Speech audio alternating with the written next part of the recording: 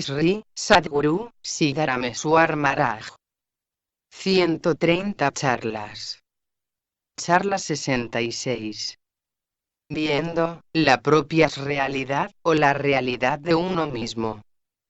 ¿Qué es acaso lo que es llamado el sí mismo o la realidad? Eso que no es percibido es la realidad. Eso que conoce todas las cosas es Brahman. Lo que funciona con la ayuda del intelecto es la consciencia individual o el jiva. Y él entiende a través del intelecto. El Brahman es indestructible. Y la verdad es su realidad. En eso, en la realidad o Brahman, todas las demás cosas aparecen. El realizado, o jnani, ve la realidad. Lo que sea que es, aparece en la realidad. Y todo lo que aparece, desaparece.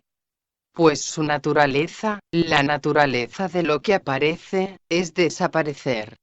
La existencia o realidad del jnani no es una apariencia. No aparece, y por lo tanto, no se deteriora. Ella no disminuirá. Esto es entendido por la propia intuición de uno mismo. No es necesario ningún esfuerzo para comprender esto. La realidad, tu verdadera naturaleza, o swarupa, es natural. Es inquebrantable e indestructible. El universo entero aparece en eso, en tu propia y verdadera naturaleza. Eso es llamado Brahman.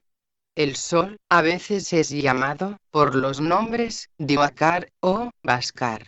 El sol, también es llamado, Surya, Narayan. Brillo, y piedad. ¿Quién es acaso Dios? Dios, es el que lo ve todo. El sol, es más grande, que aquello material que está iluminado.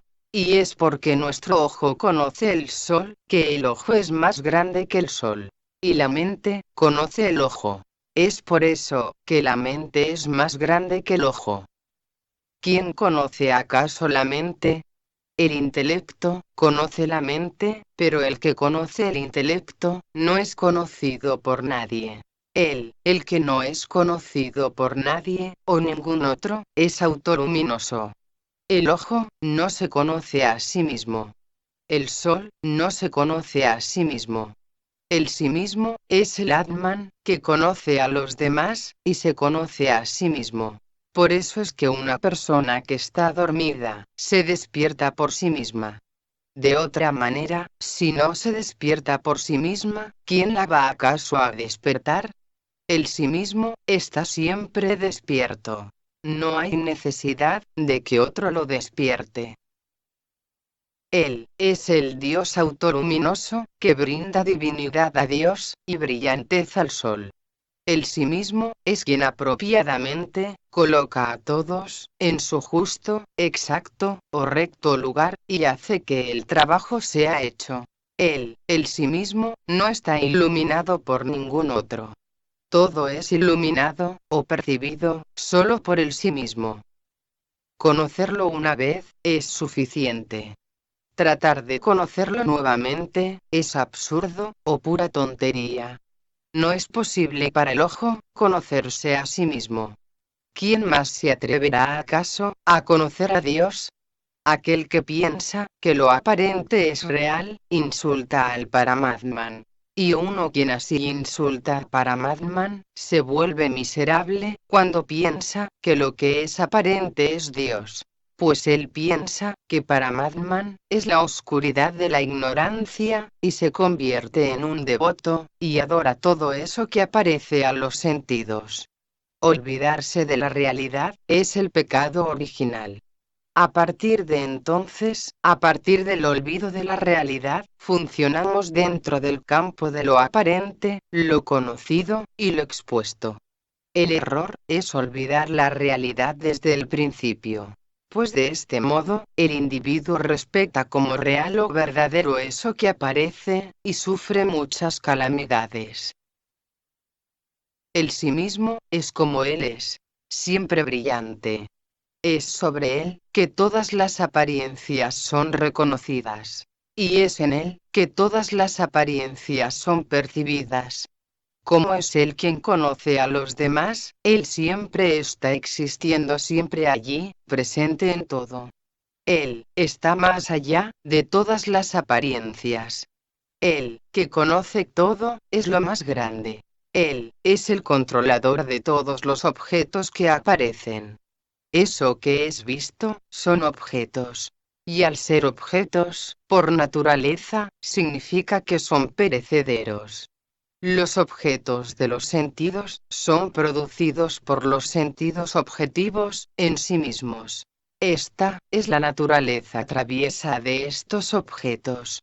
Quien los acepta como reales, se vuelve miserable. Si tú persistes en seguir los objetos de los sentidos, seguramente serás miserable, porque solo verás lo que has visto. Si tú ves con el ojo de la experiencia interna, el sí mismo, está en todas partes, dentro y fuera. Nadie ha podido mostrar hasta ahora lo que es el observador. Así como el cielo, o el espacio, está en todas y cada una de las cosas, así Él, también es omnipresente, impregnándolo todo. Es solo Él, quien está en todo, en este mundo. Todas las diferencias, se deben al ego. Mira qué cosa más extraña ha sucedido. Dios, es sacrificado, antes que la cabra. En esto, es el ego, el que ve la diferencia. Pues la diferencia, que significa separación, es vista. La diferencia, significa, que se ve la separación. Ya que donde solo uno existe, se ven en cambio dos. Para mostrar que hay dos, se crea la diferencia, donde uno, es hecho el dueño, y el otro, es hecho su esclavo. Sin embargo, sucedió, o hubo, un truco, o engaño, en esto. Aquel por cuyo poder tiene lugar la experiencia, se experimenta la totalidad del universo, y que es la esencia de la experiencia de este cosmos, se hizo esclavo, mientras que el ego en realidad no existe. Se convirtió en una entidad imaginada, y el verdadero experimentador, se vio amenazado con la posibilidad de morir. Él fue obligado a pagar la penalidad. Por lo tanto, él se hizo un chivo expiatorio, o cabeza de turco. La entidad falsa se había convertido en Dios. Pero su divinidad fue cortada por el consejo del Sadgurú, o maestro verdadero. Este Dios falso fue sacrificado antes que la cabra. Es decir, la dualidad se disipó. Y de ese modo, el verdadero Dios fue restaurado a su divinidad. Él es el Dios autoexistente, o existente por sí mismo. Esta fue la maravilla vista. El demonio es el búfalo, en quien cabalga Yama, que es el Dios de la muerte. Todos aquellos que se aferran a su cuerpo físico como, siendo un yo, son los búfalos. Y Yama los cabalga, o cabalga sobre ellos. Yama significa castigo. Yama significa sufrimiento. Yama significa muerte. Y muerte significa miedo. Existe un temor o miedo, y un castigo, definitivos, para aquellos que se aferran al egoísmo corporal. Incluso la entidad que dice que, yo soy Dios, soy Brahman, es el mismo ego. Cuando Paramatman dice, yo soy, o, yo tengo experiencia, o, yo me he convertido en la realidad, esto también, es todo ego. El ego, o el sentido de yo, sufre un cambio, de forma externa. Esta energía o impulso del ego, que produce sus cambios externos, es el deseo de disfrutar. El ego es tan astuto, o habilidoso, en esto, que trata de engañar, incluso a Dios. Cambia su forma, su calidad, muy rápidamente, y muy hábilmente, pero no se desvía de su deseo, y de su lujuria, para disfrutar. El ego engaña muy fácilmente, incluso a los llamados grandes sabios piadosos. También esclaviza a las diversas huestes de dioses, inspirando deseos en ellos. el ego solo se vuelve subordinado a aquellos que permanecen en su verdadero ser, siempre alertas contra cualquier distracción. Esto no puede entenderse, excepto por una minuciosa observación sutil, perspicaz o aguda. Si bien el impulso o la energía del ego se basa en el concepto y la imaginación, la realidad no tiene ningún objetivo o finalidad ante ella. La imaginación no puede medir la inmensidad de la realidad. Esto significa que el concepto de yo no puede conocer la naturaleza de la realidad. No puede saber cuál es su longitud, cuál es su amplitud, cuánto es, de dónde a dónde son los estados que impregna, etc. La sensación de yo siempre es incompleta, limitada y girada hacia abajo. Siempre que la sensación de yo se dé vuelta hacia abajo, continúa expandiéndose. Pero cuando gira hacia arriba, y se aventura a alcanzar lo inconmensurable, se disuelve automáticamente, y por lo tanto, no puede medir el final de lo infinito. Las 4 etapas del discurso, para, Pasyanti, Madhyama y Vaikari, son todas destruidas, en la realidad. ¿Quién debería hablar acaso allí? ¿Quién debería acaso decir algo allí? Si se habla de eso, entonces no es la realidad. Decir que yo soy Brahman no es ser Brahman. Brahman es, como es, sin hablar. Brahman o la realidad es, pero no habla.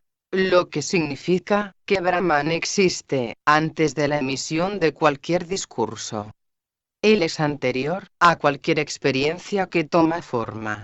Lo que significa que está allí antes de la consciencia de la experiencia del cuerpo, y persiste incluso en la consciencia del cuerpo. Él comenzó a hablar y a utilizar otros órganos de los sentidos, porque había experiencia del cuerpo, pero incluso así, él es el mismo. Es la misma realidad. Cuando el cuerpo ya no exista más, y solo algunas palabras puedan permanecer, y luego, cuando incluso esas palabras lleguen a su fin, la realidad o Brahman, todavía está allí, como estaba. El cuerpo vino y se fue, pero no hay añadidura o sustracción en la realidad. El sentido del ego, que experimenta el cuerpo limitado, es lo único que parece estar mal en la realidad. Cuando se comprende esto, todo se hace correctamente. La realidad está ahí, incluso si digo que no está. No cambia. Aunque se pueden decir muchas cosas al respecto, la realidad es, como es. Esta permanece siempre, como es. La naturaleza de Brahman no cambia. La realidad, que es, no cambia. La realidad siempre es únicamente eso, sea lo que sea que digas al respecto. Si usas palabrotas o insultos, todos ellos son solo nombres del Señor Shiva. Sin un igual, sin un segundo, significa solo uno. Brahman es eso, que se extiende de manera uniforme, en todas partes. Nosotros somos eso, y no cualquier otra cosa. Si besas a un perro, besas solo a Brahman. El perro también es Brahman. Permanecer como Shiva es Samadhi. Y el que mantiene el sentido de Brahman es verdaderamente sabio. ¿Cómo podría llamarse acaso al baño como Brahman? ¿Cómo se puede llamar acaso a la esposa de uno como Brahman? Estas preguntas surgen solo a través de un tipo de identidad egoica. Si la ves con ojos físicos, es ilusión, lo que significa la ignorancia, en cuanto a la verdadera naturaleza de la realidad misma, o Brahman. Si ves con la visión interna, todo es Brahman. Arrancar hojas de tulsi, una planta de albahaca sagrada en la India, se considera un pecado, pero ofrecer hojas de tulsi es auspicioso. Lo que las escrituras digan, para el verdadero sabio no tiene ningún significado. En resumen, aquel que no se conoce a sí mismo, es un gran pecador. el sí mismo es naturalmente como es. La cualidad de ser el sí mismo no es la posesión del sí mismo. Esto significa que el sentido de yo no es el sí mismo.